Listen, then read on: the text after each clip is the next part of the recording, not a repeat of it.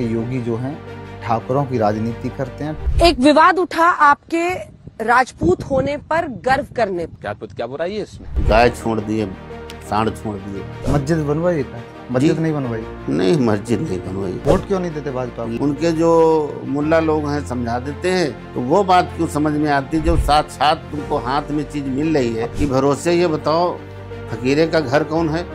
अब वो बता दे तब भी मारा जाएगा, ना बताए तब भी मारा जाएगा।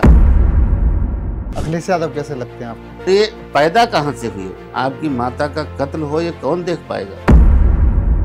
अब जो हिंदू मुस्लिम की राजनीति है उत्तर प्रदेश में ज्यादा होने लगी है या पहले ज्यादा होती थी? तुमको केवल यादव ही नहीं बनने देगा कभी मुख्यमंत्री। टोपी लगा करके रोजा अफ्तारी तो कराते हो, लेकिन कभी चुनर ओढ़ के माता जी की जागरण क्यों नहीं कराते? तब क्यों नहीं याद करते हो? तब तुमको याद करना चाहिए। अच्छा, अखिलेश यादव कहते हैं कि योगी और भाजपा हिंदू मुस्लिम करती है, और योगी सरमंच से कहते हैं कि अखिलेश जो है ज्यादा मुसलमान करते हैं। उत्तर प्रदेश में मुसलमान सबसे ज्यादा सुरक्षित है। नफरत की राजनीति बीजेपी करती है, हिंदू मुसलमानों में झगड़ा हो रहा है। लखनऊ में तमाम खेमे चलते हैं। केशव प्रसाद मौर्य का अलग खेमा, राजनाथ सिंह जी का अलग खेमा, योगी आदित्यनाथ का अलग खेमा। आप वास्तविक किस खेमे में आते हैं? सरकार बड़ी होती है, संगठन बड़ा होता है? पानी ला दीजिए। गरीबी देखी आपने? 800 रुपये महीने की नौकरी करता था कि ना मेरे पास जाड़े का सीजन था, ना तो ओढ़ने की रजाई थी और न कम्बल था। मैं टाट की बोरी ओढ़ा हूँ, टाट की बोरी बिछाई। तो हमने तुरई बेचा तो एक 250 रुपये की साइकिल पुरानी खरीदी। वो साइकिल 7वें दिन चोरी हो गई। गरीबी के दिन देखे खाने के लिए पैसे नहीं थे, पहनने के लिए कपड़े नहीं थे, साइकिल ली वो भी चोरी हो गई, ड्राइवरी की आपने। अब आप जब विधायक हैं, अब आपको कैसा लगता है? अच्छा, बार बार आप, मैं देख चुका हूँ 1 घंटे में कि बार बार आप भावुक हैं। ऐसी क्या चीज़? नहीं, वो यही चीज़ रहती है। तो माँ बाप देख लेते तो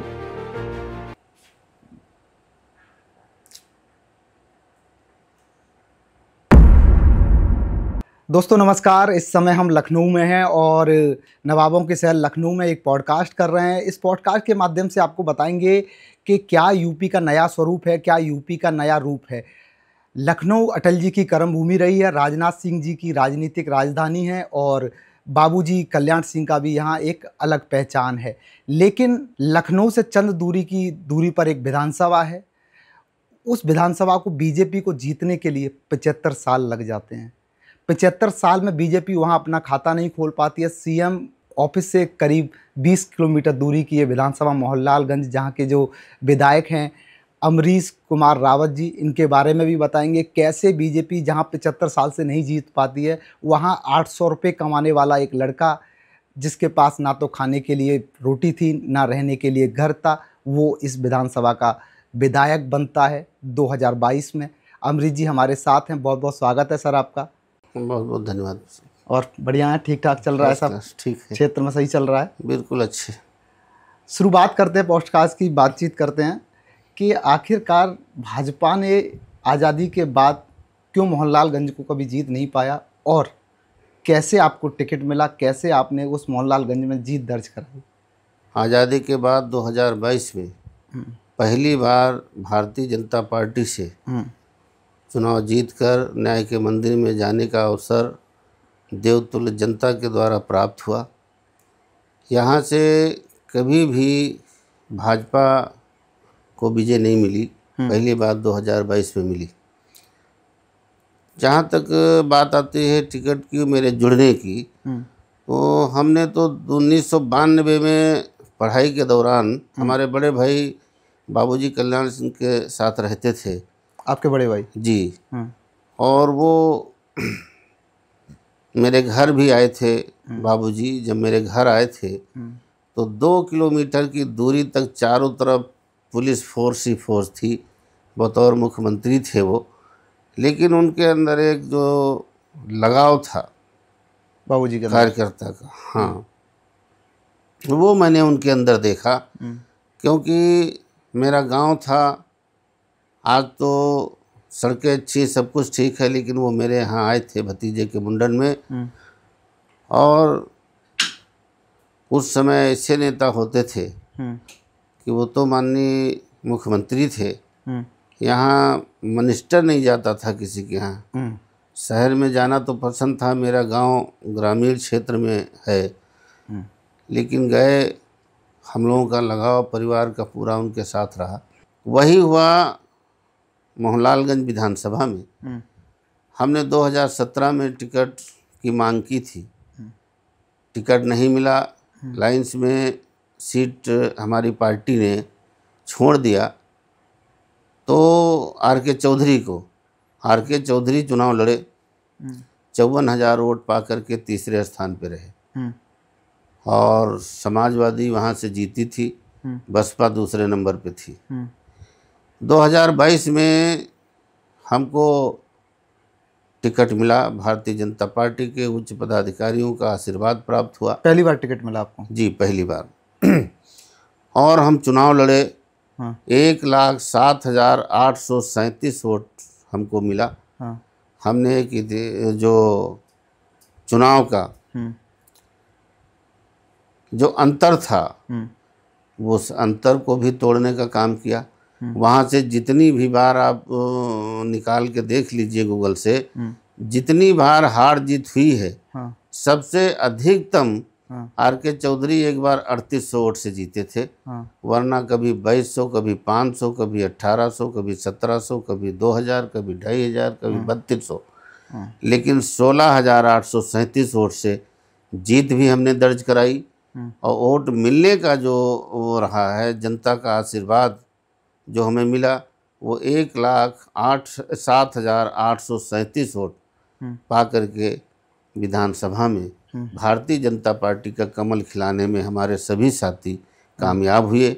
और उनकी इच्छा और जो उनकी मंशा थी, सरकार के जो काम थे, उन पे भरोसा किया, हम पे और आशा विश्वास किया, उस पे हम निरंतर। तो ऐसा कौन सा आपने जादू चला दिया जो आज़ादी के बाद तक भाजपा यहाँ नहीं जीत पा रही थी? जो 5,000 वोट डलते थे कभी भाजपा को, कभी 4,000, कभी 3,000, लगातार प्रयास भाजपा यहाँ कर रही थी, राजधानी रही है उत्तर प्रदेश की, और उसके बावजूद कैसे आप? देखिए, हम लोगों के बीच में रहे, सबके बीच में रहे और सामाजिक जागरूकता अभियान चलाते रहे। और हमने एक बार अपने संगठन पे, कबीर मिशन पे, पारक महासंघ के बैनर के नीचे तालकटोरा इंडोर स्टेडियम दिल्ली में कार्यक्रम रखा था। माननीय मुख्य अतिथि उसमें गृह मंत्री थे उस समय, माननीय राजनाथ सिंह जी। हमारे अपने क्षेत्र से हम 10 बसें ले गए थे, जिसमें जितने भी हमारे साथी थे वो सब लोग अपना पैसा लगा करके बस में 750 रुपया जमा करके 45,000 पे बस गई थी। सब लोग 60 लोग एक बस में गए थे। हमारी 10 बसें थी, 600 लोग गए थे उस बसों में, और बाकी कुछ हम लोग ट्रेन से भी गए थे। लेकिन उन लोगों का एक लगाव, आपसी जुड़ाव इतना बढ़ता गया, ईमानदारी के बेस पे और व्यवहार के बेस पे। कभी बात का बड़ा असर रहता है। हम अगर आपको कोई बात कह रहे हैं, अगर ना अच्छी लगे तो फिर इतनी बुरी ना लगे कि आप हमसे मन फेर लें, अपना नज़रें फेर लें, क्योंकि लोग कभी कभी अभिमान भरी भाषा प्रयोग करते हैं। लेकिन मैं विधायक बनने के बाद भी मैंने अपनी जनता से कहा था कि चुनाव अगर हम जीते तो आपके बीच में भाई और बेटे के समान रह करके विकास कार्य और आप सबके काम करूंगा, लेकिन कोई विधायकी की हैसियत दिखाने का काम नहीं करूंगा। वो ना मैं पहले किया था ना आज किया हूँ। मैं बैठा हूँ तो शायद कोई जान पाए कि ये विधायक होंगे। ने बहुत लोग तो मुझे जब विधानसभा जाता था तो मुझको सुरक्षा कर्मी रोक लेते थे। तो अभी भाई भैया वाला मामला चल रहा है या नेता बन गए हैं आप? नहीं, मैं उसी तरीके से मेरा काम चल रहा है। कोई भी क्षेत्र में पता करिए, 24 घंटे फ़ोन मेरे ऑन रहते हैं। कोई भी समस्या होती है फ़ोन पे सुनता हूँ, प्रयास करता हूँ। फ़ोन से अगर वो सॉल्व हो गई तो ठीक है, न अगले समय में अगर रात की बात है तो दिन में पहुँचने का काम करता हूँ। मैं निरंतर लोगों के काम करता हूँ। क्षेत्र में विकास कार्य पे जब मैं ध्यान किया चुनाव जीतने के बाद, तो मैं ये नहीं समझ पा रहा हूँ कि इससे पहले जो 73 साल तक 72 साल तक जो यहाँ से विधायक चुन के गए हमारी विधानसभा से, राजधानी की विधानसभा मोहनलालगंज से, तो वो क्या किए?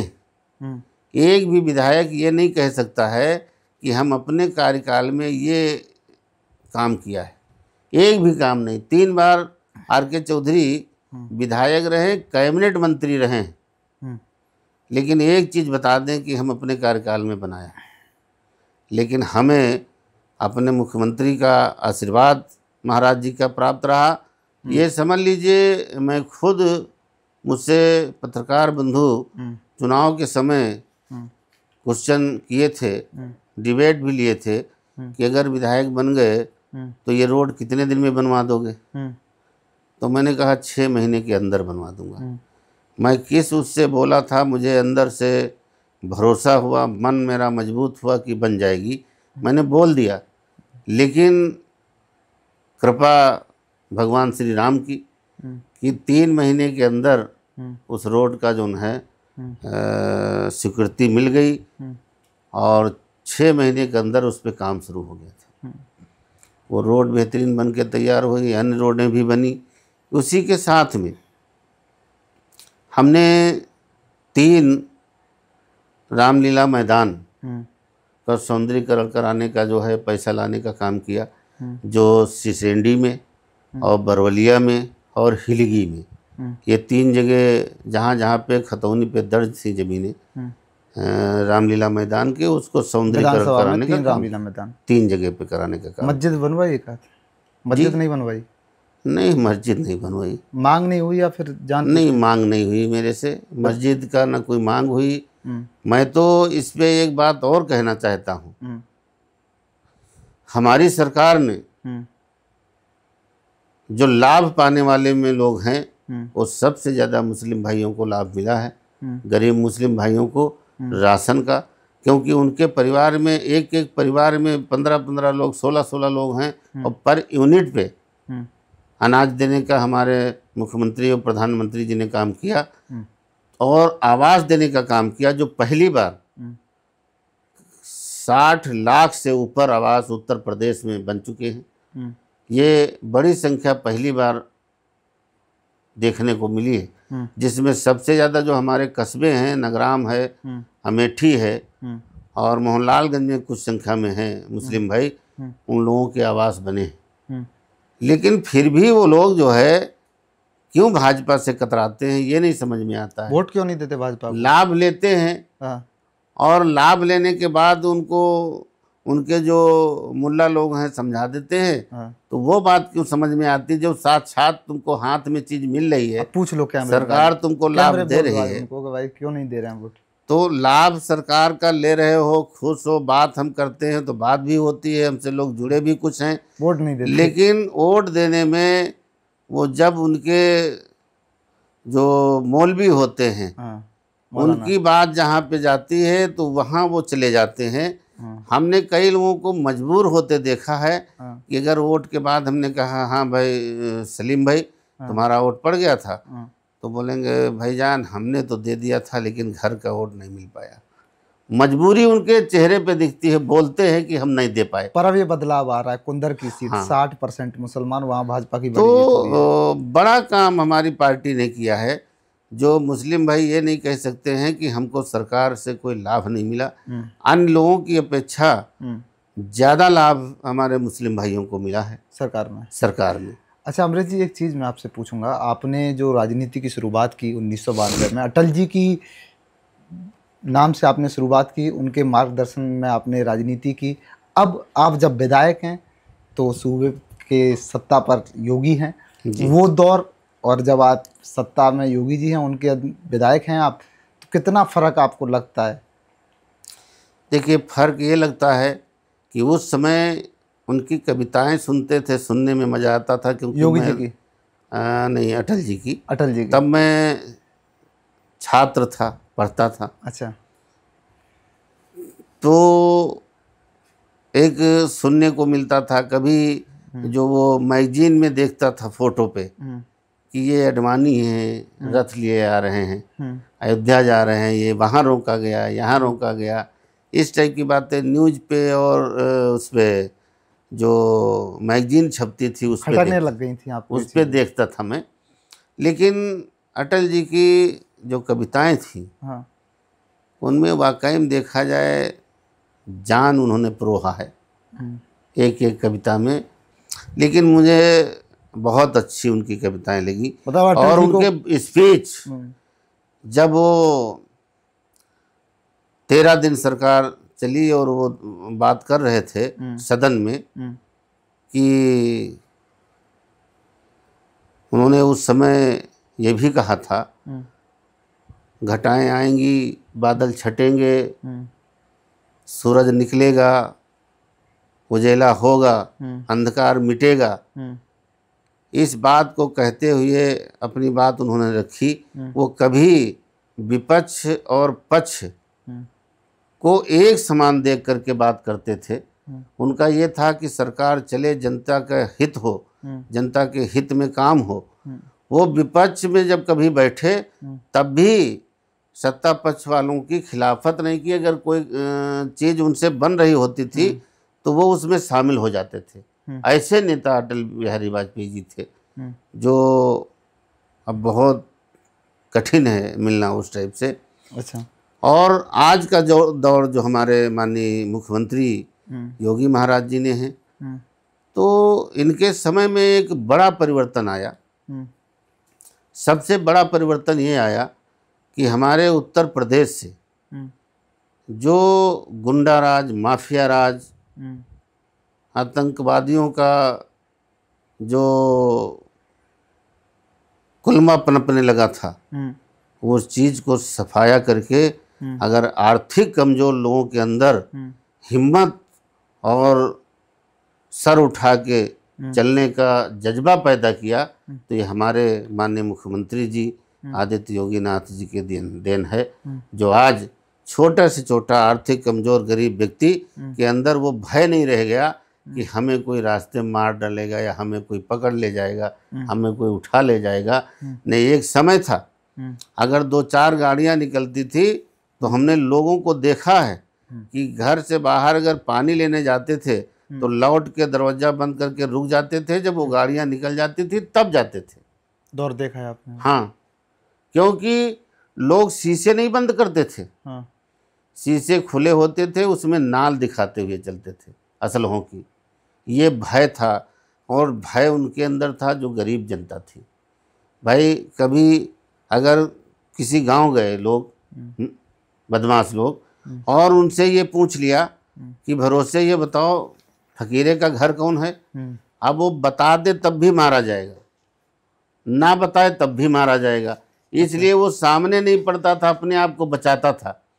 अगर ना बताए तो जो लोग आए हैं वही कहा कुंदन कूटे ला गए, लातन घुसन कूटे ला गए, ये हाल था। और बता दे तो उनका फकीरे कहीं है कि तुम हमारे घर का है बताए रहो। हाँ। दोनों तरफ से लोग पीटते थे। हाँ। ये हालात थे। और ऐसी ऐसी चीज़ें, मैं तो कहता हूँ हो सकता आज ज़मीनें किसानों के पास न बचती, माफियाओं के पास होती। क्योंकि कहीं न कहीं एक फ़ोन जाता था, एक खबर जाती थी कि राम कुमारे तुम कल ज़मीन लिखाना ने, तुम्हारा लड़का नहीं मिलेगा। तो अब उसको लड़का प्यारा है, ज़मीन लिखाता था। ये गुंडाई माफिया में चलती थी। आज कम से कम अमन चैन जनता को इस बात का है कि भय मुक्त समाज की स्थापना करने में महाराज जी को महारत हासिल हुआ। इससे जनता में सबसे बड़ी खुशी है। एक बात बताइए, अखिलेश यादव लगातार योगी आदित्यनाथ पर एक आरोप लगाते हैं कि योगी जो हैं ठाकुरों की राजनीति करते हैं, ठाकुरों को बढ़ावा देते हैं। आप एक पासी हैं, मुलाकात योगी जी से आपकी हुई होगी। जी जी। जब आप योगी से मिलते हैं तो क्या कभी भेदभाव, ऊंच नीच ये देखने को मिली? नहीं, हमारे महाराज जी में ये बात महाराज जी नहीं की और है। आपकी मुलाकात हुई है स्पेशल? बहुत बार हुई है। बहुत बार हुई है। अभी हम परसों मिल के आए हैं। परसों मिल के आए? चलो तो परसों वाली मुलाकात की बात कर लेते हैं। परसों हम मुलाकात करने गए, अपने क्षेत्र की कुछ बातें रखी और साथ में जनता को मिलाने ले गए थे। जो लोग हमारे साथ चुनाव में रहे, कभी कहने लगते मिलवा दो एक बार, तो उनको भी ले गए, मिल के आए हम। अच्छा, विधानसभा के लोग अगर मिलना चाहते हैं योगी से, जी, मतलब एक गांव का व्यक्ति जो है योगी से आसानी से मिल सकता है। बिल्कुल बिल्कुल, हम तो बहुत लोगों से मिलाए हैं। अच्छा। लेकिन ये बात जो कह रहे हैं अखिलेश जी, हाँ। ये गलत बात है। हाँ। ये उन पे जरूर सुनने को मिलती है कि वो यादव की राजनीति करते हैं, अखिलेश यादव। अखिलेश यादव। जातिवाद का बढ़ावा इन लोगों ने दिया है और भाजपा में ऐसा नहीं है। हम ये नहीं कह सकते कि सभी आदमी हैं, कुछ लोग ऐसे, लेकिन हमारे महाराज जी बिल्कुल इस मामले से अलग हैं। जातिवाद का कोई भी बंधन नहीं है। जातिवाद के बंधन को 2014 में जब माननीय प्रधानमंत्री जी मोदी जी आए, उसी समय से जातिवाद का बंधन ढीला हुआ। वरना हम ये नहीं कहते कि कुछ नहीं, कुछ लोग ऐसे हैं जातिवादी भाजपा में भी बिल्कुल हैं। अच्छा। जो कभी कभी हमको इस बात की तकलीफ़ें देखने को मिलती हैं, लेकिन हम समझाते हैं। बड़ा नेता कोई ऐसा नहीं है, छोटे स्तर पे लोगों के अंदर भावनाएं हैं। वो तो कुछ नेचर लोगों का है जो पुरानी बातों को लेकर के आज भी अपनी मोच पे खाली ताव देते हैं, झुट्ठर, वरना उनकी कोई पहचान नहीं रह गई है। लेकिन सही व्यक्ति, जितने भी बड़े से बड़े हमारे पार्टी के नेता हैं, उनके अंदर ये जातिवाद का कोई भी भाव नहीं है। उनके अंदर अगर जातिवाद का भाव होता तो हम आपको बताएं कि हमको टिकट ही नहीं मिलता। भाई हम कोई बहुत बड़े धन्ना सेठ नहीं थे, लेकिन ये ज़रूर था कि जनता में हमारी एक अपनी पहचान हमने बना लिया उनके बीच रह करके और उनके सबके काम करते करते। तो जनता का कोई भी हमारे से जरा भी असंतुष्टिता नहीं देखने को मिली। हाँ, दलाल और टाइप के लोग वो ज़रूर हमारे से जो है नफरत करते हैं, क्योंकि उनके जो थाने पे दुकानें चलती थी वो बंद हो गई। अभी जो बात जातिवाद की चल रही थी, तो जातिवाद जो ओछे टाइप के लोग हैं, हल्के मन के लोग हैं, उनके अंदर जातिवाद देखने को मिलता है। गंभीर व्यक्ति, बुद्धिजीवी आदमी, उनके अंदर जातिवाद का मतलब नहीं रहा। जिसके अंदर राष्ट्र प्रेम है वो जाति से मतलब नहीं रखते हैं, क्योंकि उनको अपने वतन की चिंता है, अपने राष्ट्र की चिंता है कि हमारा देश प्रथम श्रेणी में जब होगा तो हमारा पूरा देश अमन चैन में होगा, हर व्यक्ति खुशहाल होगा। तो उनका मन केवल देश प्रेम पे रहता है। ये बहुत हल्के टाइप के लोग हैं जो जाति पे बंटते हैं, जाति पे लड़ाई करते हैं, जाति पे अपने आप को ऊंच और नीच का भाव पैदा करते हैं। जो मेरी समझ में आया तो अभी तक यही समझ में आया कि ऐसे लोग ही करते हैं। लेकिन हमारे माननीय मुख्यमंत्री जी जातिवाद का कोई मतलब नहीं है। वो तो कहीं भी उत्तर प्रदेश को उत्तम प्रदेश बनाने में पूरी कोशिश की और सफलता प्राप्त की। जिस तरीके से विकास कार्यों में हम तो पहली बार जब विधायक बने 2022 में, तो हमारी विधानसभा, हम क्या बताएं, वो दृश्य देख लीजिए तो ये लगता ही नहीं था कि ये राजधानी की विधानसभा है। अच्छा। लखनऊ राजधानी की विधानसभा में आने जाने का रोड सही ना हो, गांव के कच्चे और गड्ढे और कीचड़ से भरे रास्ते हों, तो वो कहाँ से लगती थी कि वो राजधानी की सीट है। और कोई नया दृश्य देखने को नहीं मिला उस टाइप से, जो सरकार कभी कभी अपनी कोई न कोई योजना का संचालन करती है, उस योजनाओं की पहचान गांव तक जाती है। लेकिन हमारी मोहनलालगंज विधानसभा में 2022 के पहले कुछ नहीं देखने को मिला। 2022 से रोडें बेहतर बनी, 100 बेड का हॉस्पिटल भी हमने मंजूर कराया और 4 पुल भी मंजूर हुए, जिसमें एक बन गया है, 3 बनने की शुरुआत पे हैं। हमारे यहाँ बिजली की जो दिक्कतें थी, उस बिजली को सॉल्व करने के लिए 4 पावर हाउस देने का काम किया कि 4 पावर हाउस और बन जाएं, ताकि बिजली का कंट्रोल सिस्टम सही से चले ताकि 24 घंटे बिजली मिल सके। सोलर पे बिजली की पूर्ति करने का काम माननीय प्रधानमंत्री जी, माननीय मुख्यमंत्री जी ने किया, हमारे डबल इंजन की सरकार ने किया।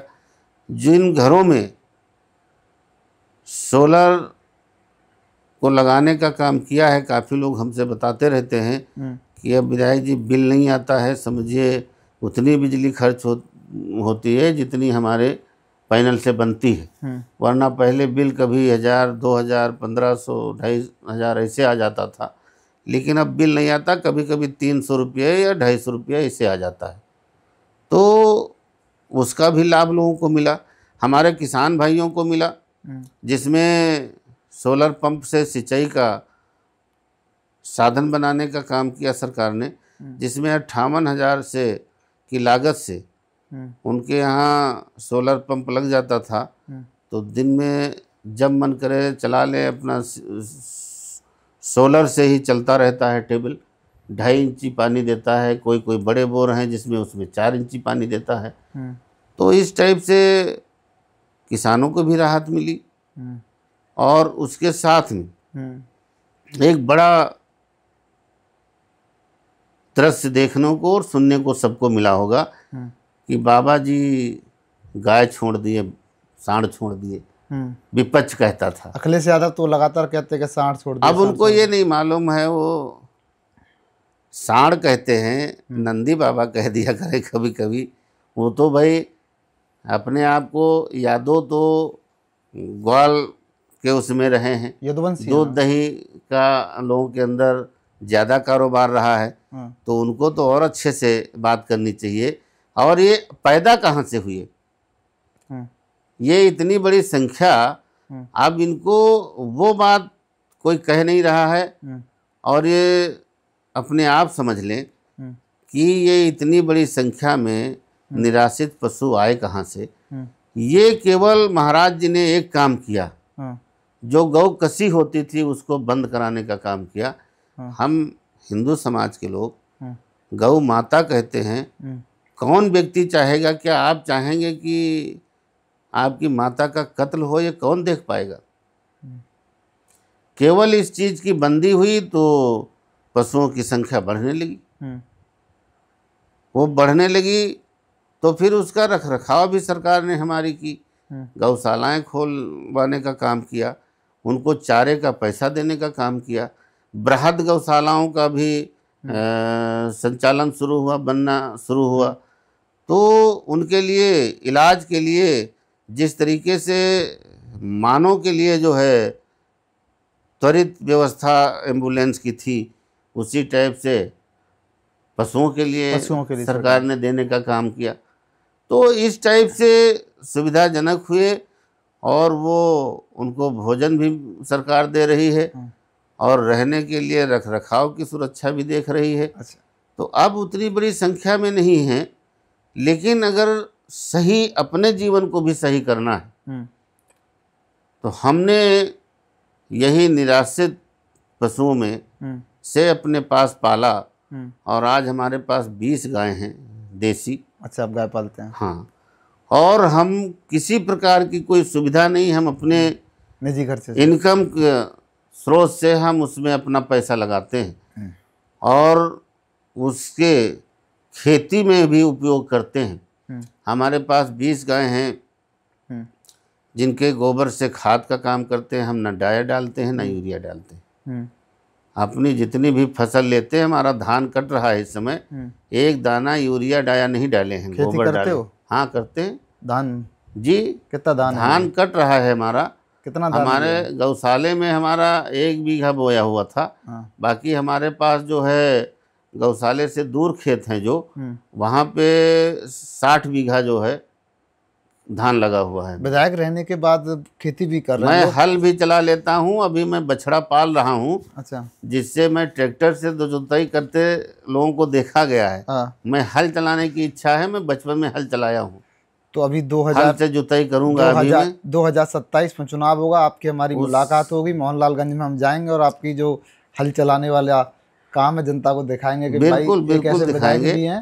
और उसमें मैं लोगों से कहता हूँ, जैसे कि कीटनाशक दवा का छिड़काव हम सब्जी में, फल में, हर चीज़ में करते हैं, लेकिन अगर उनसे कीटनाशक दवा का प्रयोग ना करें और एक बार आजमा लें, हम तो अपने को आजमाए हैं, छिड़कते हैं। हम एक चैम्बर बनाए हैं, तो जितना भी गौमूत्र इकट्ठा होता है उसको एक ड्रम में भरा देते हैं। अच्छा। फिर उसमें हम नीम की पत्ती, गांजे की पत्ती, विषैली पत्तियों को डाल देते हैं। अच्छा। और 25 दिन बाद वो पत्तियां निकाल करके उसको छान करके मशीन में भर के स्प्रे कर देते हैं। कोई भी कीड़े मकोड़े नहीं रह जाते। ये खुद की औषधि है आपकी? खुद की औषधि, गौमूत्र से ही? जी। अच्छा, गाय की बात हो गई, आपकी खेती की बात हो गई। राम मंदिर आंदोलन से जुड़े थे आप? जी। गए थे अयोध्या के बाद? हाँ, गए हैं। और आज राम मंदिर बन गया है? जी, बन गया। आंदोलन में कभी गए, कोई ऐसा किस्सा जो आपके साथ हुआ हो? उस समय क्या जोश था, क्या चाहते थे, क्या अंदाज उस समय था? जिस समय की ये विवादित स्थिति रही, उस समय हम नहीं गए थे, हमारे भाई गए थे और उनके ऊपर मुकदमा भी लिख गया था। अच्छा। वो क्योंकि उस समय हम पढ़ रहे थे, ये 90 की बात है, 90 के आसपास की। तो उस समय हम नहीं गए। हम तो बाद में जब पढ़ाई पूरी करने के बाद में हम जो है राम मंदिर वहाँ अयोध्या गए हैं। गए हैं 3-4 बार। अब इधर तो हम 2-3 बार इस बार गए, एक बार पहले गए थे। लेकिन पहले लोगों की बातें सुनते सुनाते जैसे एक डर लगता था कि अयोध्या में कुछ हो ना जाए, कुछ ना कुछ हुआ ही करता था, तो लोगों के अंदर डर रहता था। लेकिन रामनवमी को पूरे देश की आस्था थी। हम लोगों के यहाँ हमारी दादी चाची लोग जो है उस दिन नया गेहूँ भुनवाया जाता था रामनवमी के दिन, और उस दिन हर घर से लगभग लोग अयोध्या जाते थे। ये परंपरा थी। राजनीति में आपने 1992 से 2025 तक का दौर देखा जी। लेकिन अब जो बरेली में हो रहा है, जो संभल में हुआ, क्या लगता है कि अब जो हिंदू मुस्लिम की राजनीति है उत्तर प्रदेश में ज़्यादा होने लगी है या पहले ज़्यादा होती थी? नहीं, पहले ज़्यादा होती थी। पहले ज़्यादा होती थी जी। और ये जो सब बरेली में कर रहे हैं, संभल में देखिए, जो ये कर रहे तो अब एक घटना बरेली की, एक दो 3 घटनाएं हुई हैं ये 8-9 साल के कार्यकाल में। वरना पहले दंगे होते थे, एक साल में 9-10 बार होते थे। देखें कभी दंगे आंखों से आपने? अरे आंखों से नहीं देखे, लेकिन न्यूज़ पे और पेपर पे तो पढ़े करता था भाई। अपराध था? जी, बिल्कुल था। दंगे, अक्सर दंगे, कहीं हिंदू मुस्लिम के दंगे, कहीं उनके मुस्लिम में भी शिया सुन्नी के दंगे, तमाम दंगे मेरे लखनऊ में हुआ करते थे। शिया सुन्नी के तो अक्सर होते थे, कर्फ्यू लग जाता था आपस में। साल में, हमको नहीं लगता शायद कोई साल गुजरता होने कर्फ्यू जरूर लग जाता था। एक बार हम खुद ही स्कूल से यही Queen's Anglo Sanskrit inter college से जा रहे थे और कर्फ्यू लग गया। कर्फ्यू लग गया तो फिर पुलिस तो डंडा लेके रपटाती, तो जिधर, अब साइकिल से थे हम, जिधर रास्ता मिल जाए उधर घूमते घमाते शाम को घर पहुंचे थे, देर रात को। ये कर्फ्यू का आलम था। लेकिन आज जब से भारतीय जनता पार्टी की सरकार है, एक बार कहीं कर्फ्यू लगा हो तो बताएं। अखिलेश यादव कैसे लगते हैं आपको? अखिलेश यादव लगने की कोई बात नहीं है, वो तो जैसे लगते हैं सबको वैसे हमको भी लगते हैं वो तो। लेकिन बस देखिए, आप क्या सोचते हैं, ये बता दीजिए। आप क्या सोचते हैं अखिलेश यादव के बारे में? नहीं, उनके बारे में तो हम ये सोचते हैं कि अगर एक चीज का सुधार किए होते तो अखिलेश जी अच्छे होते। केवल गुंडों और माफियाओं को दूर कर देते, और जो एक जाति परंपरा पे लोग कमेंट मारते रहते हैं, अब भी लोगों का कमेंट मैं देखता हूँ, कभी कभी फेसबुक पे कहीं पे लिखते हैं कि मतलब ये तो अब यादव ही चलाएगा। ये कौन सी बात है? इंसान की बात क्यों नहीं आती है? जब इस टाइप की बात आती है तो मैं जान जाता हूँ कि पूर्व मुख्यमंत्री रहे हैं माननीय अखिलेश जी, तुमको केवल यादव ही नहीं बनने देगा कभी मुख्यमंत्री। इस बार यादव मुख्यमंत्री नहीं बनने देंगे? नहीं बनने देंगे। जो इनकी भाषा शैली है हाँ, यादव लोगों की, हाँ। उस भाषा से अन्य जाति का आदमी कभी जा ही नहीं सकता है वोट देने समाजवादी में। कारण क्या है? उनकी जो भाषा है हमेशा गुंडेगर्दी से भरी हुई भाषा होती है। अच्छा, अखिलेश यादव कहते हैं कि योगी और भाजपा हिंदू मुस्लिम करती है, और योगी शर्म मंच से कहते हैं कि अखिलेश जो है ज़्यादा मुसलमान करते हैं। हाँ, ये सही बात है। वो तो भाई वो कभी हाँ, हमने नहीं देखा। हाँ, जैसे वो ठीक है, हाँ, हमारे देश में हाँ, हिंदू मुस्लिम सिख ईसाई का सबको सम्मान है। हाँ, आप सम्मान करिए, बेहतर लगता है, मुझे भी ठीक लगता है, कोई गलत बात नहीं है। हाँ। लेकिन तुम टोपी लगा करके रोजा अफ्तारी तो कराते हो, लेकिन कभी चुनर ओढ़ के माता जी की जागरण क्यों नहीं कराते? अच्छा, मैंने नहीं देखा, आप देखे हो तो बताएं। जाते हैं, मंदिर बनवाया अखिलेश यादव ने तो अभी इटावा में, बहुत अरे बढ़िया। वो तो अभी की बात है। हाँ, लेकिन हम कहते 5 साल कार्यकाल रहा, हाँ, रोजा अफ्तारी के लिए तो मैं सुनता था काकोरी आए हैं आज अखिलेश जी, अच्छा। कहीं मलिहाबाद आए हैं, हाँ, कहीं न कहीं आना जाना रहता था। हाँ, लेकिन मैंने ये कभी नहीं सुना हाँ, कि आज कोई बड़ा जागरण हो रहा हो, हाँ, या माता जी के नाम पे नवरात्रि में कोई कार्यक्रम हो रहा हो, हाँ, वहाँ कभी पहुँच गए हो? नहीं जाते। कभी नहीं गए। अच्छा। तो क्यों ऐसा है? हिंदू धर्म पे जो कार्य होते हैं उन पे क्यों नहीं शामिल होते? होना चाहिए। तमाम हिंदू त्योहारों पर पत्थरबाजी हो जाती है, नवरात्रि सही, शिवरात्रि सही, कृष्ण जन्माष्टमी सही, पत्थरबाजी हिंदुओं के त्यौहार पर हो जाती है। योगी सरकार में भी जो मौलाना, जिसे पता है कि योगी डेंटिंग पेंटिंग भी करेंगे, गर्मी भी शांत करेंगे, और बरेली में इतनी बड़ी साजिश रच लेता है। देखिए, बरेली में सोचने वाली बात है, जिन लोगों ने फ्लिपकार्ट जो है पकड़ करके, आई लव मोहम्मद का, आई लव मोहम्मद कह सकते हो। हाँ, आई लव मोहम्मद, आप जैसे हम लोग अपने घरों में पूजा करते हैं तो भगवान श्री राम को भी पूजते हैं, कृष्ण को भी पूजते हैं, शंकर भगवान को भी पूजते हैं, उनका भी नाम लेते हैं, उनको भी हृदय में बिल्कुल समाहित करते हुए अपनी ऊर्जा को रोक करके, साध करके, अपनी सांसों को अपने जीवन में जो है उसका आभास करने का प्रयास करते।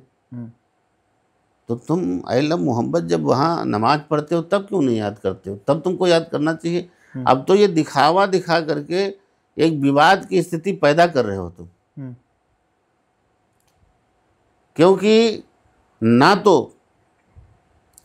किसी धर्म के नाम पर थाने बने हैं, ना किसी धर्म के नाम पर तहसीलें बनी हैं, ना किसी धर्म के नाम पर बिजनेस चल रहे हैं।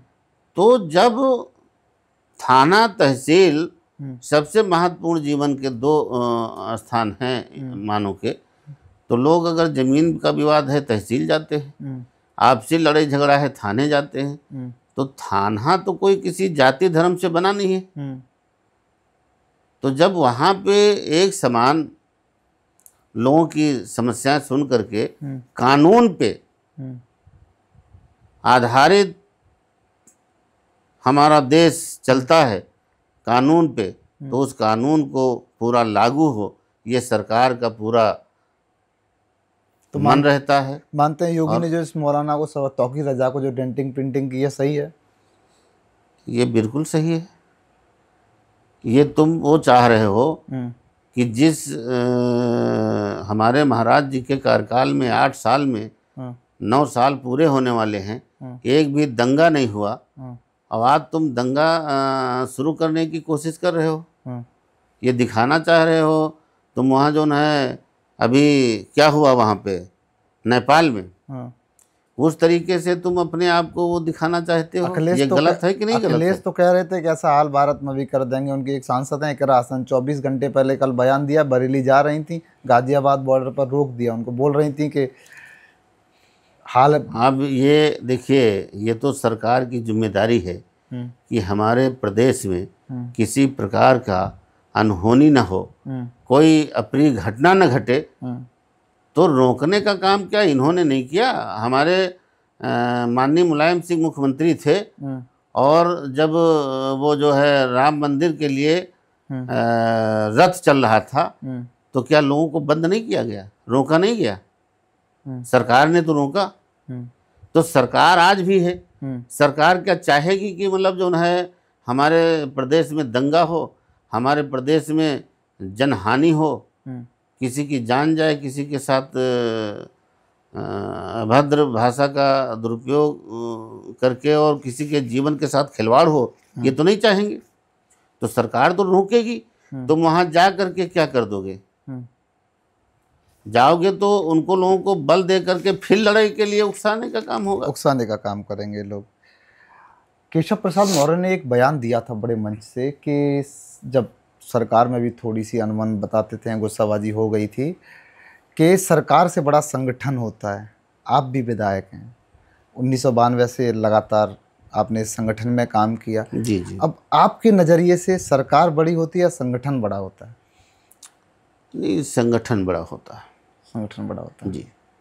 संगठन इसलिए, हाँ सरकार को संगठन बनाता है। हाँ भाई, चाहे वो भारतीय जनता पार्टी हो, चाहे समाजवादी हो, चाहे बसपा हो, चाहे कांग्रेस हो, संगठन से जुड़े लोग रात दिन मेहनत करके विधायक, सांसद और मुख्यमंत्री, प्रधानमंत्री का चयन करते हैं। तो जब संगठन जिस चीज़ को बनाती है तो बनाने वाला बड़ा होता है। लखनऊ में तमाम खेमे चलते हैं। केशव प्रसाद मौर्य का अलग खेमा, राजनाथ सिंह जी का अलग खेमा, योगी आदित्यनाथ का अलग खेमा। आप वास्तविक किस खेमे में आते हैं? देखिए, मैं तो सबके खेमे में हूँ, क्योंकि मेरा कोई खेमा नहीं, मैं बहुत छोटा आदमी हूँ। अच्छा, मानोगे नहीं मानोगे कि लखनऊ में खेमे चलते हैं? हाँ, सुनने को मिलते हैं। हाँ। और मेरे यहाँ भी थोड़ा भी देखने को मिला कि मैंने अपने जीवन में जो अभी तक मेरा जीवन रहा है, मेरे जीवन में एक भी व्यक्ति से किसी प्रकार का झगड़ा नहीं हुआ, किसी से मेरी कोई दुश्मनी नहीं है।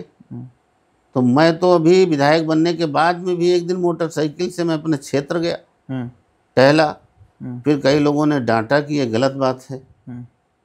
तो मैंने कहा क्या दिक्कत यार, अच्छा, मेरी ना मोटरसाइकिल से निकल जाते? जी, मेरे से ना किसी से लड़ाई है ना दुश्मनी है, मुझसे क्या मतलब है? हाँ। बोले नहीं, राजनीतिक दुश्मनियाँ होती हैं, कोई कुछ कर बैठे। तो हमने कहा यार कर देगा क्या, ईश्वर जब तक रखेंगे, जीवन लिखा होगा तब तक रहेगा, ने जो आया है उसको जाना तो है ही है। लेकिन मैं कभी नहीं भ्रम करता हूँ इस चीज़ का। भाई, एक ना एक दिन ये बिल्कुल कड़वा सच है कि जो आया है उससे जाना है। हाँ, अपने समय से व्यक्ति जाता है अपनी जिम्मेवारी निभा करके, तो उसको शांति मिलती है। मोहनलालगंज में युवाओं के लिए क्या योजनाएं आपके पास, और युवाओं के लिए वास्तविक कुछ किया है कि नहीं किया आपने? युवाओं के लिए मैंने अभी हमारे यहाँ से खेल में बच्चे काफ़ी रुचि है बच्चों की। अभी युवा खेल में जो है प्रधानमंत्री से सम्मानित हुए थे, अवधेश जी हमारे क्षेत्र के हैं। इसी तरीके से हमारे क्षेत्र के कई बच्चे, हमारे जो खेल मैदान हैं उन मैदानों का मैंने सौंदर्यीकरण किया, लाइटें वहाँ लगवाया, और गांव-गांव ओपन जिम बनाने की पहल मैंने शुरू कर दी है। बना दी का?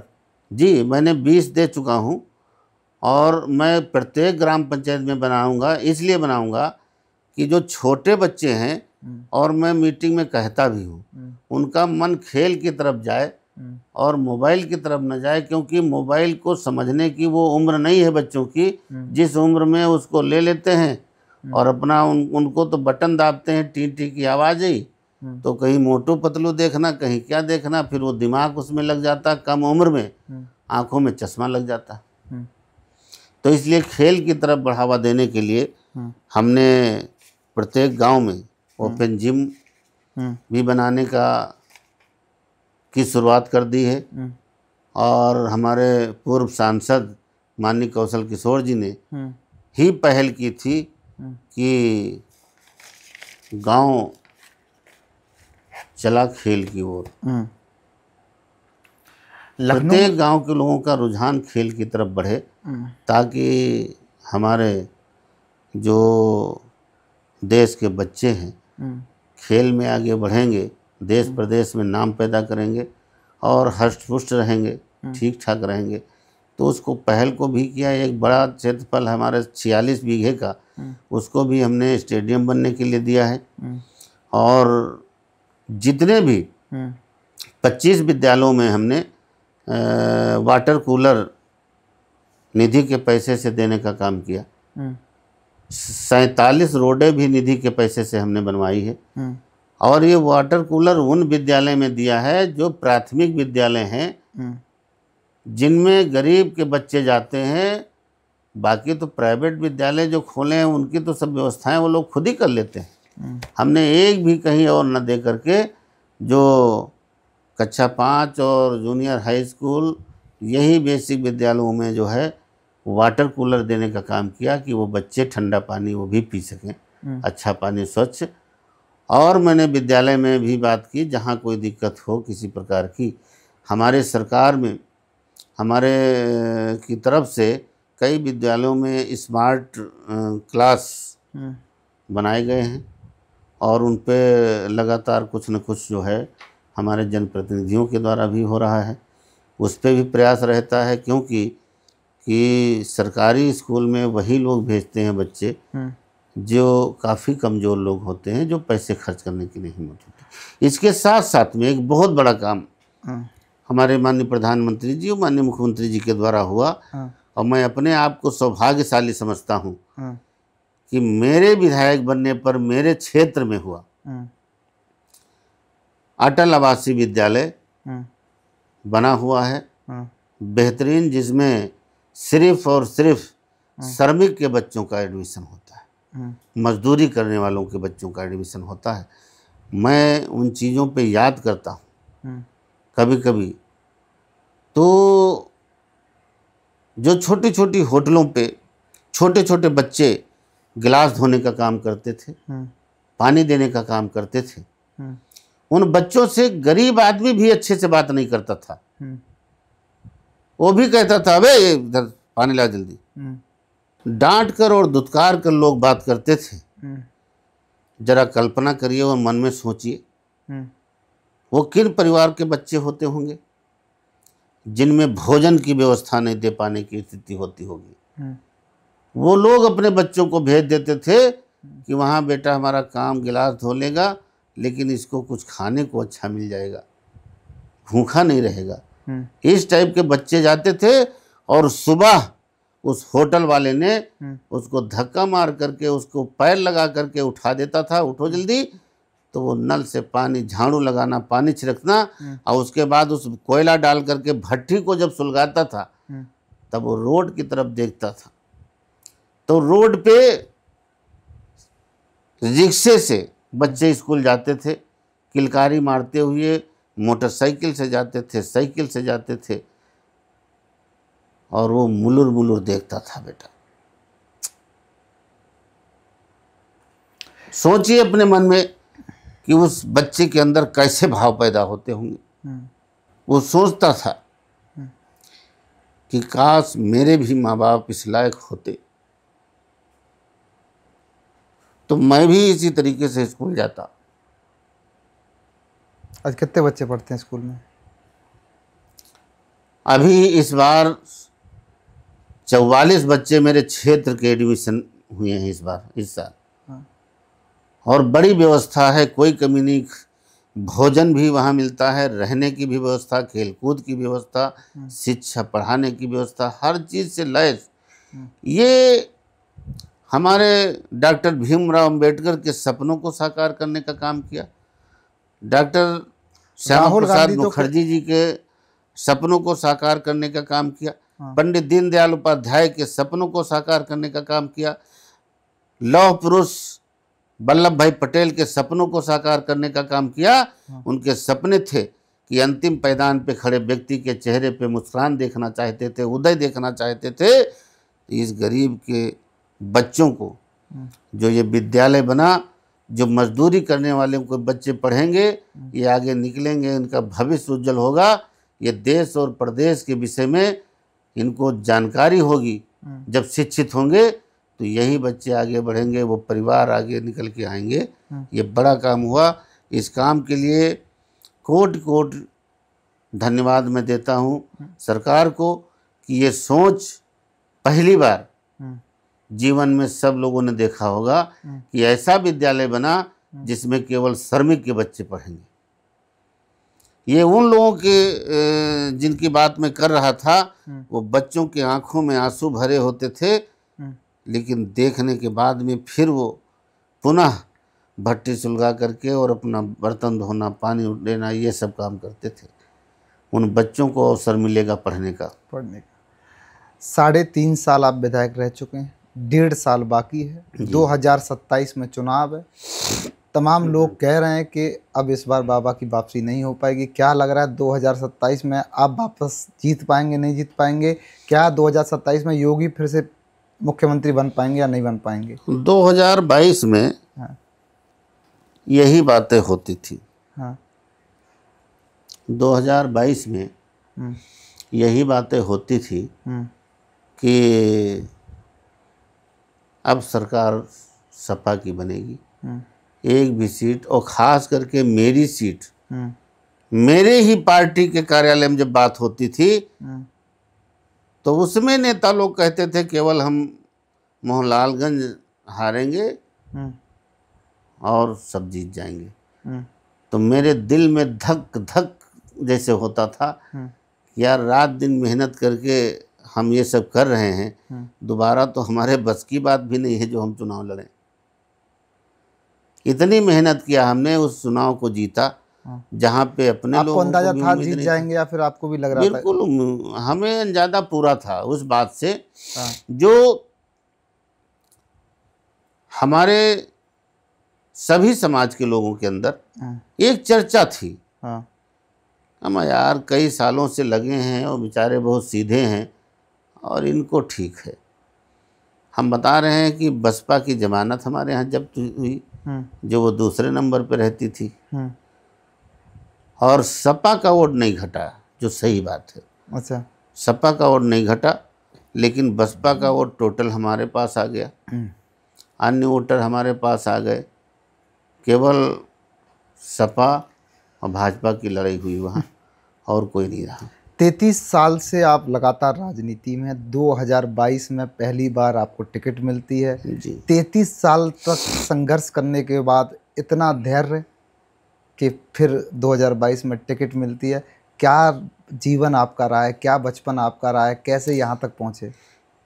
देखिए मेरा बचपन, कभी मन खट्टा हुआ कि नहीं हुआ भाजपा से जब इतना लंबे टाइम से टिकट नहीं? मेरा मन तो, देखिए मैं थोड़ा सा अपने जीवन पे प्रकाश डाल दूं तो आप खुद ही समझ जाएंगे। आप समझदार और पढ़े लिखे व्यक्ति हैं।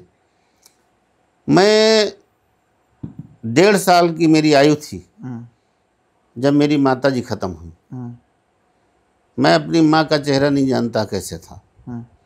कक्षा 6 जब मैं पास हुआ तो मेरे पिताजी एक्सपायर हो गए। कक्षा 7 में एडमिशन होना था। अब एक जो थोड़ा आसरा था मेरे मामा जी का, मेरे मामा बहुत अच्छे थे, बहुत गरीब थे, लेकिन एक भी दिन नागा नहीं करते थे, डेली मिलने आते थे। तब तो बचपना था, लेकिन बाद में मैंने समझा कि जरूर वो अपनी बहन से कोई न कोई बात हारे होंगे, न डेली कौन आता। 7 में जब था, मैं पढ़ रहा था, उसी दरमियान मेरे मामा जी भी एक्सपायर हो गए, ट्रेन एक्सीडेंट में हो। उसके बाद अब आप खुद ही समझदार हैं, समझ सकते हैं कि बचा क्या। कुछ नहीं बचा। कैसे पढ़े आप? उस उम्र में मैं पढ़ता था, काम करता था, पढ़ता था, काम करता था। भाई मेरे ठीक थे, उनका सहयोग मिलता रहा। फिर मैं 92 में इंटर था मेरा, मैं नहीं कर पाया। गरीबी देखी आपने? हाँ। कितनी? एक समय ऐसा था कि ना मेरे पास जाड़े का सीजन था, ना तो ओढ़ने की रजाई थी, और ना कंबल था, ना बिछाने के लिए गद्दा, दूर की बात है दरी नहीं थी। मैं टाट की बोरी ओढ़ा हूँ, टाट की बोरी बिछाया। और 96 की शुरुआत में जनवरी में और 95 के दिसंबर में एक ईश्वर दिन रावत जी थे, आईपीएस अधिकारी थे, वरिष्ठ डाक अधीक्षक। मैं उनके यहाँ नौकरी करना शुरू किया, 800 रुपये महीने की। आज भी उनका परिवार जिंदा है, मिलते हैं लोग, बात होती है। 800 रुपये महीने की नौकरी करता था, और उस 800 रुपये में कैसे भोजन चलता था। लेकिन मेरी एक आदत थी कि इसमें बचाना जरूर है, चाहे 100 रुपये बचे। फिर एक ऐसा साबिका पड़ा। बाबूजी हमेशा समझाते थे कि बच्चों को अच्छा पढ़ाना, बच्चों को IAS PCS बनाना, और छोटा बड़ा वाला बेटा मेरा उस समय था। तो हम एक दिन 2 रुपए थे हमारे पास, तो हम 1 रुपये दौड़ के गए, नमक पारा ले आए। सेमी कहते हैं उसको, नमक पारा भी कहते हैं, सेमी कहते हैं, मैदे से जो बना होता है। बाबूजी बोले क्या ले आए हो? तो हमने कहा बाबूजी कुछ नहीं, बेटे के लिए ले लिए, कुछ हम जा रहे थे घर। ले लाओ, देखे क्या लाओ। उन्होंने फेंक दिया, मुझसे ले करके फेंक दिया। अब मेरे को इतना कष्ट हुआ कि अरे मेरे पास पैसा भी नहीं, बाबूजी ने फेंक दिया। मुझे डांटा भी, कल के बच्चों को तुम ये सब खिलाओगे, फल ले लो। मैंने कहा बाबूजी 1-2 रुपये कौन फल देगा? बोले 2 पीस अंगूर मिलेगा, ले जाओ। तो खैर वो अपने हिसाब से अच्छा समझाते थे, लेकिन अब जिसके पास पैसा नहीं है वो अपने हिसाब से काम करता है। खैर वो हुआ, लेकिन उसी दरमियान फिर बच्चे का एडमिशन मैंने कराया 2007 में। 2097 में, 98 की बात है। लेकिन तब भी मैं राजनीति में जाता था, बाबूजी के यहाँ सब कहीं, लेकिन मजदूरी भी करता था, काम भी करता था। खेत में मैं उस समय की ये स्थिति थी, मैं 20-20 घंटे काम करता था। अच्छा। 3 घंटे 4 घंटे सो करके अपने आप को वो जो है वो कर लेता था रिचार्ज। अच्छा। और खेत में मैं रात में काम किया हूँ, रात। उसी दरमियान मेरे खेत में मैंने तुरई बोया था, और ईश्वर की कृपा बरसी, तुरई खूब पैदा हुई, बहुत अच्छी लगी थी, लंबी लंबी। हम बेचना शुरू किए तो सुबह तोड़ते थे हम पत्नी, बेटे को बोरी पे बिठा देते थे। और साइकिल थी नहीं हमारे पास, साइकिल भी नहीं थी। साइकिल उस समय नहीं थी। फिर हमने तुरई बेचा तो एक 250 रुपये की साइकिल पुरानी खरीदी, तोरई बेच के। हाँ, और साइकिल में खरीदी। वो साइकिल 7वें दिन चोरी हो गई। अब बड़ा मन परेशान कि यार ये कैसे ले जाएंगे बेचने। एक दिन में 3-3 झाबा तुरई निकलती थी। पहले दिन 750 रुपये हमने बेचा, 250 रुपये की तीन। 750 रुपये जब एक दिन देखने को मिला तो ऐसा मन में लगता था कि संपूर्ण रूप से राजा हो गए हम, सब कुछ ठीक हो गया। हाँ। थोड़े दिन बाद फिर हम किसी से मांग के साइकिल बेच लेते थे, फिर नहा धो के ड्यूटी पे चले जाते थे। वो ये भी काम करते थे, वो भी काम करते थे। फिर हमने एक नई साइकिल खरीदी है A1। उस समय 2 ही साइकिल थी, A1 और हीरो आई थी। अब उसमें फुलरा उलरा लगा के, घंटी उंटी लगा के, मार खूब जो है। अब जब टाइम जरा मिल जाए तो उसको साफ किया करते थे। अपनी कमाई से लिए थे तो ये लग रहा था कि हमने बहुत बड़ा काम कर डाला। तब हमारे पास साइकिल हुई। एक लोग बाबूजी के परिवार में ऐसे थे जो बड़ी हीन भीन भावना थी उनके अंदर। आप ही के परिवार में? नहीं, बाबूजी जिनके यहाँ नौकरी करते थे। अच्छा। सब लोग ठीक थे। एक लोग ऐसे थे जो एक दिन हम बाबूजी बुला लिए, हम बैठ गए वहाँ। क्या काम करते थे उनके यहाँ बाबूजी के यहाँ? उनकी गाड़ी चलाते थे, जीप। ड्राइवर थे?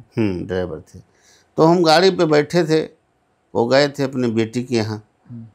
तो अंदर बुलाए तो भाई मैं नौकर आदमी, हिचक लगती थी, नहीं जाता था। अरे अंदर आ जा रहे हैं, घर में बैठे हैं। बुलाया, हम चले गए, सोफे पर बैठ गए। अब वो अंदर से आई, हमने तो खड़े होके दीदी नमस्ते किया, लेकिन वो बहुत तेज डांट दिए, दिमाग खराब तुम्हारा, यहाँ बैठ गए, यहाँ गए। अच्छा। फिर हम चले गए, जीप पे बैठे बैठे रोते रहे कि यार इतने बुरे दिन हमारे हैं। एक तो हम अपनी मर्जी से गए नहीं, उसके बाद इतना हमको डांट दिया, हमारी गलती कौन थी। उस दिन लेकिन प्रण कर लिया हमने कि अब कुछ भी हो जाए, हमारा तो जीवन बेकार ही है, लेकिन अगर कुछ बच्चों के लिए कर पाए हम तो शायद ईश्वर कभी ऐसा बनाए कि हमारे बच्चों में उनकी भावनाएं देख करके नीचे लगी, उनको नीचा लगे। ये मेरे मन में आया। अच्छा अमृत जी, अब मैं यहाँ आपको रोकूंगा। गरीबी के दिन देखे, खाने के लिए पैसे नहीं थे, पहनने के लिए कपड़े नहीं थे, साइकिल ली वो भी चोरी हो गई, ड्राइवरी की आपने। अब आप जब विधायक हैं, अब आपको कैसा लगता है? मुझे अब एक बहुत सामान्य जैसा वैसे ही लगता है। हाँ। वो इसलिए लगता है कि मैं जो काम करता हूँ, खैर मेरा भाई भी वो काम करता है, लेकिन शायद कुछ लोग करते हों। क्या करते हैं ऐसा? मैं सुबह उठ करके कितने बजे उठ जाते हैं? 4 बजे उठता हूँ डेली। हाँ डेली। ये मेरी हाई स्कूल से आदत है। मैं अपने पेपर देने के लिए भाई के ससुराल में रुका था, तो उनके ससुर जो है हमेशा 3 बजे जगा देते थे। अच्छा। तो वो 4 बजे से जगने की आदत पड़ गई। मतलब मोहनलालगंज के विधायक आज भी 4 बजे सुबह उठ जाते हैं? जी डेली, कभी भी 4 बजे मैं डेली जग जाता हूँ। कभी कोई 4 बजे फ़ोन करेगा तो उठा लेंगे?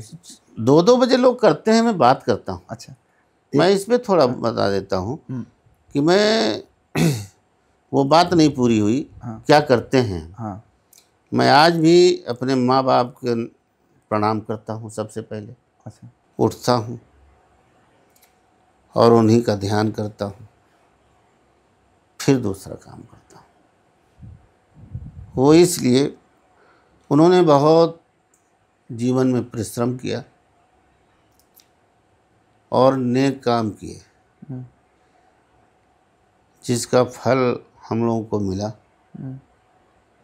कहा जाता है, एक कहावत है, पुत्र बढ़े पिता के धर्मा और खेती उपजे अपने कर्मा। धर्म कर्म माँ बाप के उससे मिलता है बच्चों को, और जो बढ़ोतरी होती है वो अपने कर्मों से मिलती है। तो मेरे माँ बाप के धर्म कर्म बहुत अच्छे रहे, जो उनके आशीर्वाद से फलीभूत हुए हम लोग।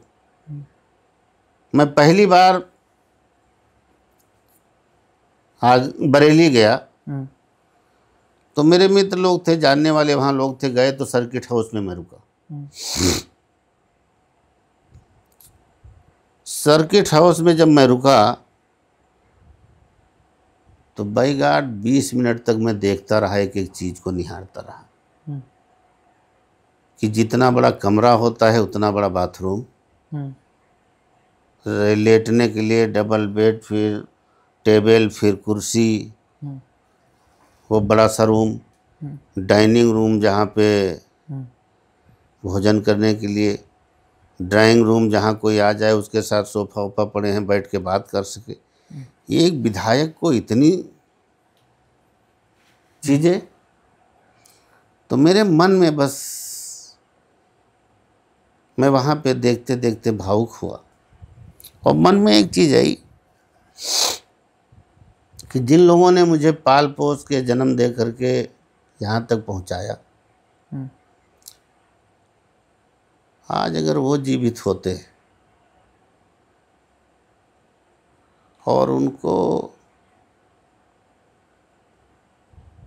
मैं दिखा पाता तो दुनिया में सबसे ज़्यादा अगर कोई खुश होता तो मेरे माँ बाप होते, और उनका दिल बहुत बड़ा हो जाता इस बात से लेकर के कि अरे यार, मेरे बेटे को कहीं जाता है रुकने के लिए, ये चीज़ मिलती है, इतना बड़ा घर, इतना बड़ा बैठका, इतनी बड़ी व्यवस्था। तो मैं काश दिखा पाता तो उनके अंदर, क्योंकि मेरे पिताजी ने के समय में ये टाइल और पत्थर नहीं चलता था, काली फर्श बनती थी और मुझे एक शुरू हुई थी दानेदार, वो बनती थी। तो जिस स्थिति में था अगर वो देख पाते तो इनका मन कितना बड़ा हो जाता कि मेरा बेटा इस लायक बना है। खैर, अच्छा, बार बार आप, मैं देख चुका हूँ 1 घंटे में कि बार बार आप भावुक हो रहे हैं, ऐसी क्या चीज़ है? नहीं, वो यही चीज़ रहती है तो माँ बाप देख लेते तो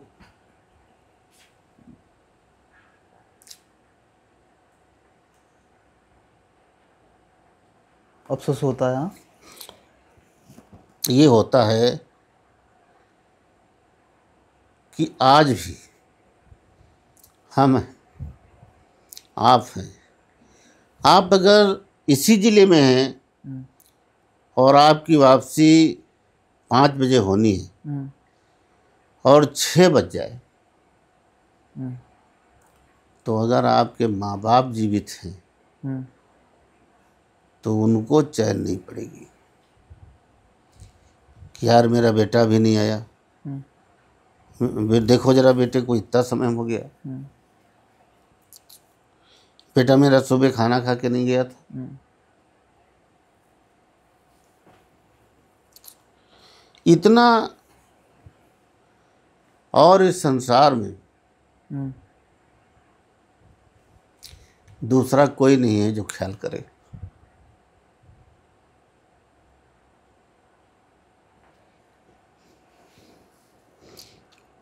बस इतनी सी बात है और कुछ नहीं।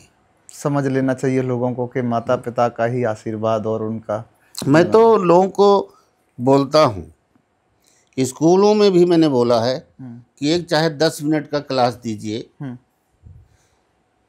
और शिक्षक को जितना सम्मान मिलता है शायद दुनिया में किसी को मिले।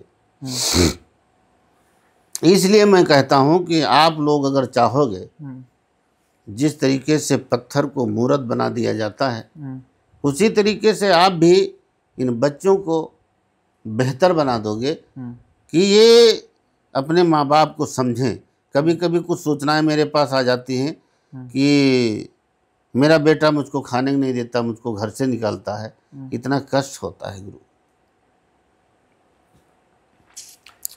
कि छोटे बच्चे को माँ बाप पूरी तैयारी करके भेजता है, भले वो खाना ना खाए लेकिन बेटे को भूखा नहीं रखता। आज तो स्कूलों में भोजन मिलता है, पहले ऐसी कोई व्यवस्था नहीं थी, लेकिन माँ बाप कभी बच्चे को भूखा नहीं भेजा। कभी उसको नहीं सोचा कि इसके बाल में तेल ना लगे, बिना तेल लगाए चला जाए, बिना कपड़े चला जाए। हर व्यवस्था करता था, चाहे भले वो कितने भी कष्ट झेल ले। और ये कष्ट केवल माँ बाप ही झेल सकता है, दूसरा कोई नहीं झेल सकता। इसलिए बच्चों के अंदर एक भाव जरूर पैदा हो कि सबसे बड़ा संसार में अगर कोई है भगवान तो मेरा माँ बाप है, उसके बाद भगवान। तो देखिए कैसे माँ बाप को भगवान मानकर मोहनलालगंज से हमारे साथ जो अमरीश कुमार थे, 800 रुपये की नौकरी करते थे, जीवन में तमाम परेशानियां झेली और आज भारतीय जनता पार्टी को आज़ादी के बाद एक ऐसी सीट जिताई जिसे ना तो योगी भुला सकते हैं, ना मोदी भुला सकते हैं। तो ये पॉडकास्ट हमारा इनके साथ रिकॉर्ड हुआ है। अब कमेंट बॉक्स आपका इंतज़ार कर रहा है, हमारी और अमरीश जी की बातें आपको कैसी लगी। बहुत बहुत धन्यवाद। धन्यवाद।